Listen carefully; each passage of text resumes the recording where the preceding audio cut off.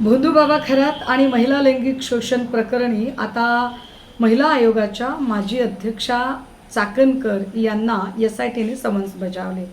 मात्र मी महिला आहे आणि महिला असल्यामुळे मी नाशिकला येऊ शकत नाही असं चाकणकरांनी दिलेलं कारण काही पटण्यासारखं नाही। कदाचित चाकणकरांना आपल्याला चौकशीच्या बहाण्याने बोलवून अटक करतील अशी भीती वाटते का?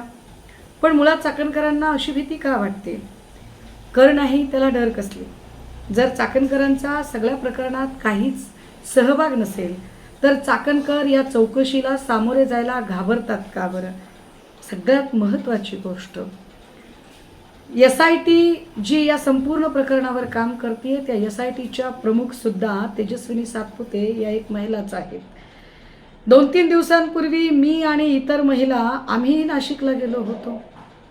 काय चाकणकरांना कायद्याचा आदरच करायचा नाही का? SITची किंमत चाकणकरांच्या नजरेत काय कसपटा समान आहे का? चाकणकर एका अर्थाने समन्सला अशा पद्धतीने जेव्हा उत्तर देतात याचा स्पष्ट अर्थ चाकणकर कायद्याला कवडीमोल समजतात। चाकणकरांच्या नजरेत SITची आणि इतक्या कष्टाने IPS ऑफिसर म्हणून स्वतःच्या कर्तृत्वाचा ठसा उमटवणाऱ्या SIT प्रमुख सातपुते यांच्या सहीने आलेल्या कागदाची काहीच किंमत नाही का?